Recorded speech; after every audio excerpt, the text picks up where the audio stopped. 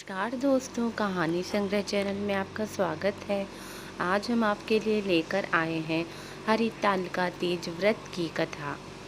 यह पर्व हर वर्ष भाद्रपद माह के शुक्ल पक्ष तृतीया तिथि को मनाते हैं। इस व्रत के करने से भगवान शिव और माता पार्वती का आशीर्वाद प्राप्त होता है और जीवन के सभी कष्ट दूर होते हैं। हरितालिका तीज का पर्व भगवान शिव और माता पार्वती के अटूट रिश्तों को ध्यान में रखकर किया जाता है। इस दिन महिलाएं 16 श्रृंगार करके पूजा अर्चना करती हैं और अखंड सौभाग्य का आशीर्वाद प्राप्त करती हैं। साथ ही फिर हरितालिका तीज की कथा सुनती हैं। हरितालिका तीज की कथा सुनने व पढ़ने मात्र से भगवान शिव और माता पार्वती का आशीर्वाद प्राप्त होता है और सुख शांति और समृद्धि में वृद्धि होती है। यह कथा बहुत पवित्र मानी जाती है, इसलिए इस दिन हरितालिका तीज की कथा अवश्य सुननी व पढ़नी चाहिए। हरितालिका तीज की कथा जिनके दिव्य केशों पर आक के फूलों की माला शोभा देती है और जिन भगवान शंकर के मस्तक पर चंद्र और गले में मुंडों की माला पड़ी हुई है, जो माता पार्वती दिव्य वस्त्रों से तथा भगवान शंकर दिगंबर वेश धारण किए हैं, उन दोनों भवानी शंकर को नमस्कार करता हूँ। आपको मैंने किस भांति प्राप्त किया है?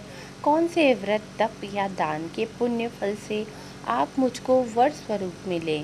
महादेव जी बोले, हे देवी, मैं आपके सामने उस व्रत के बारे में कहता हूँ जो परम गुप्त है। जैसे तारागणों में चंद्रमा और ग्रहों में सूर्य, वर्णों में ब्राह्मण, देवताओं में गंगा और पुराणों में महाभारत, वेदों में साम और इंद्रियों में मान श्रेष्ठ है, से ही पुराण और वेद सब में इसका वर्णन आया है, जिसके प्रभाव से तुमको मेरा आधा आसन प्राप्त हुआ है। हे प्रिय, उसी का मैं तुमसे वर्णन करता हूँ। सुनो, भाद्रपद मास के शुक्ल पक्ष की हस्त नक्षत्र के दिन इस व्रत का अनुष्ठान करने मात्र से भी पाप का नाश हो जाता है। तुमने पहले हिमालय पर्वत पर इसी महान व्रत को किया था, जो मैं तुम्हें सुनाता हूँ। पार्वती जी बोली, हे प्रभु, इस व्रत को मैंने किस लिए किया था, यह मुझे सुनने की इच्छा है, सो कृपा करके कहें। शंकर जी बोले, आर्यावर्त में हिमालय नामक एक महान पर्वत है, जहाँ अनेक प्रकार की भूमि अनेक प्रकार के वृक्षों से सुशोभित है, जो सदैव बर्फ से ढके हुए तथा गंगा की कलकल ध्वनि से शब्दायमान रहता है। हे पार्वती जी, तुमने बाल्यकाल में उसी स्थान पर परम तप किया था और 12 वर्ष तक के महीने में जल में रहकर तथा वैशाख मास में अग्नि में प्रवेश करके तप किया। सावन के महीने में बाहर खुले में निवास कर अन्न त्याग कर तप करती रही। तुम्हारे उस कष्ट को देखकर तुम्हारे पिता को बड़ी चिंता हुई। चिंता में वह सोचने लगे कि मैं इस कन्या का विवाह किससे करूं। एक दिन नारद जी वहां आए और देवर्षि नारद ने तुम शैलपुत्री को देखा। तुम्हारे पिता हिमालय ने देवर्षि को अर्घ्य पाद्य आसन देकर सम्मान सहित बिठाया और कहा, हे मुनिवर, आपने यहाँ तक आने का कष्ट कैसे किया? कहें, क्या आज्ञा है? नारद जी बोले, हे गिरिराज, मैं विष्णु भगवान का भेजा हुआ यहाँ आया हूँ। तुम मेरी बात सुनो। आप अपनी कन्या को उत्तम वर को दान करें। ब्रह्मा, इंद्र, शिव आदि देवताओं में विष्णु भगवान के समान कोई भी उत्तम नहीं है, इसलिए मेरे मत से आप अपनी कन्या का दान भगवान विष्णु को ही दें। हिमालय बोले, यदि भगवान वासुदेव स्वयं ही कन्या को ग्रहण करना चाहते हैं और इस कार्य के लिए ही आपका आगमन हुआ है, तो वह मेरे लिए गौरव की बात है। मैं अवश्य उन्हें ही दूंगा। हिमालय का यह आश्वासन सुनते ही देवर्षि नारद जी आकाश में अंतर्ध्यान हो गए और भगवान विष्णु के पास पहुँचे। नारद जी ने हाथ जोड़कर भगवान विष्णु से कहा, प्रभु, आपका विवाह निश्चित किया गया है, आपका विवाह निश्चित हो गया है। इधर हिमालय ने पार्वती जी से प्रसन्नता पूर्वक कहा, हे पुत्री, मैंने तुमको गरुड़ध्वज भगवान विष्णु को अर्पण कर दिया है। पिता के इन वाक्यों को सुनते ही पार्वती जी अपनी सहेली के घर गईं और पृथ्वी पर गिरकर अत्यंत दुखित होकर विलाप करने लगीं। उनको विलाप करते हुए देखकर सखी बोली, हे देवी, तुम किस कारण से दुखी हो, मुझे बताओ, मैं अवश्य ही तुम्हारी इच्छा पूरी करूंगी। पार्वती बोली, हे सखी, सुन, मेरी जो मन की अभिलाषा है सुनाती हूँ। मैं महादेव जी को वरण करना चाहती हूँ। मेरे इस कार्य को पिताजी ने बिगाड़ना चाहा है, इसलिए मैं निसंदेह इस शरीर का त्याग करूंगी। पार्वती के इन वचनों को सुनकर सखी ने कहा, हे देवी, जिस वन को तुम्हारे पिताजी ने ना देखा हो, तुम वहाँ चली जाओ। तब देवी पार्वती अपनी सखी का यह वचन सुन ऐसे ही वन को चली गईं। पिता हिमालय ने तुमको घर पर ना पाकर सोचा कि मेरी पुत्री को कोई देव, दानव अथवा किन्नर हरण करके ले गया है।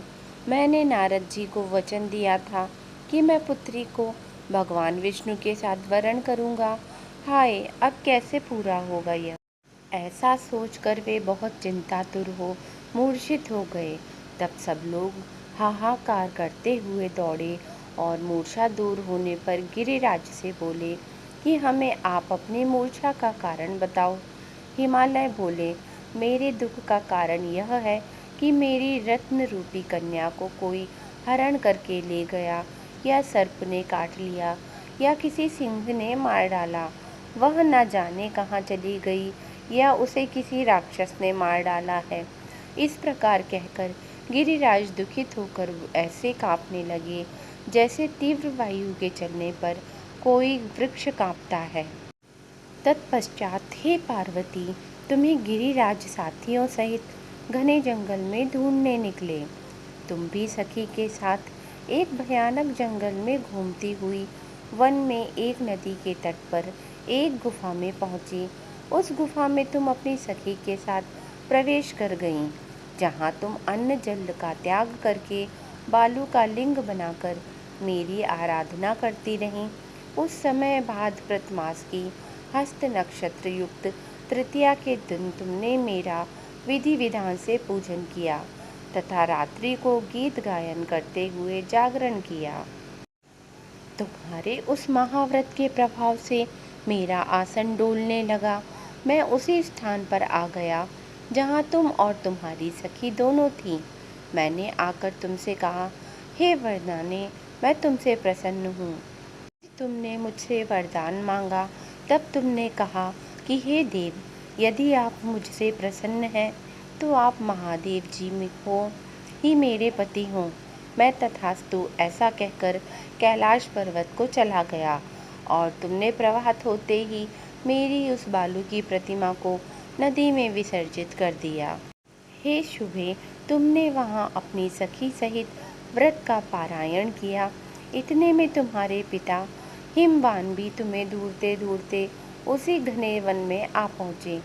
उस समय उन्होंने नदी के तट पर दो कन्याओं को देखा तो ये तुम्हारे पास आ गए और तुम्हें हृदय से लगाकर रोने लगे।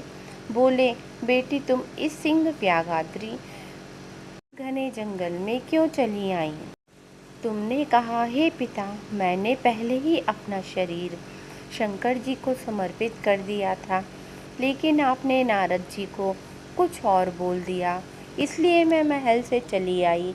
ऐसा सुनकर हिमवान ने तुमसे कहा कि मैं तुम्हारी इच्छा के विरुद्ध यह कार्य नहीं करूँगा। तब वे तुम्हें लेकर घर को आए और तुम्हारा विवाह मेरे साथ कर दिया। हे प्रिय, उसी व्रत के प्रभाव से तुमको मेरा अर्धासन प्राप्त हुआ है। इस व्रतराज को मैंने अभी तक किसी के सम्मुख वर्णन नहीं किया। हे देवी, अब मैं तुम्हें बताता हूँ कि इस व्रत का यह नाम क्यों पड़ा। तुमको सखी हरण करके ले गई थी, इसीलिए हरतालिका नाम पड़ा।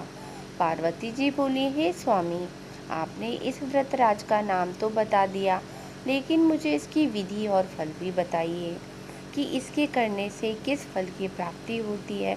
तब भगवान शंकर जी बोले, सौभाग्य की इच्छा रखने वाली महिलाओं को यह व्रत पूरे विधि विधान के साथ करना चाहिए।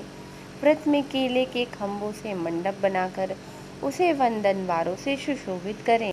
उसमें विविध रंगों के उत्तम रेशमी वस्त्र की चांदनी ऊपर तान दें। चंदन आदि सुगंधित द्रव्यों का लेपन करके महिलाएं एकत्रित हों। शंख, भेरी, मृदंग आदि बजावें। विधि पूर्वक मंगलाचार करके श्री गौरी शंकर की बालू निर्मित प्रतिमा स्थापित करें। फिर भगवान शिव पार्वती जी का गंध, धूप, पुष्प आदि से विधि पूर्वक पूजन करें। अनेकों नैवेद्यों का भोग लगावें और रात्रि को जागरण करें। नारियल, सुपारी, जवारी, नींबू, लौंग, अनार, नारंगी आदि ऋतु फलों तथा फूलों को एकत्रित करके धूप, दीप आदि से पूजन करके कहें, हे कल्याण स्वरूप शिव, हे मंगल रूप शिव, हे मंगल रूप महेश्वरी, हे शिवे, सब कामनाओं को देने वाली देवी, कल्याण रूप तुम्हें नमस्कार है। कल्याण स्वरूप माता पार्वती, हम तुम्हें नमस्कार करते हैं। भगवान शंकर जी को सदैव नमस्कार करते हैं। हे ब्रह्मा रूपिणी जगत का पालन करने वाली माँ, आपको नमस्कार है। हे सिंह वाहिनी, मैं सांसारिक भय से व्याकुल हूँ, तुम मेरी रक्षा करो। हे महेश्वरी, मैंने इसी अभिलाषा से आपका पूजन किया है। हे पार्वती माता, आप मेरे ऊपर प्रसन्न होकर मुझे सुख और सौभाग्य प्रदान कीजिए। इस प्रकार के शब्दों द्वारा उमा सहित शंकर जी का पूजन करें। विधि पूर्वक कथा सुनकर गौ, वस्त्र, आभूषण आदि ब्राह्मणों को दान करें। इस प्रकार से व्रत करने वालों के सब पाप नष्ट हो जाते हैं।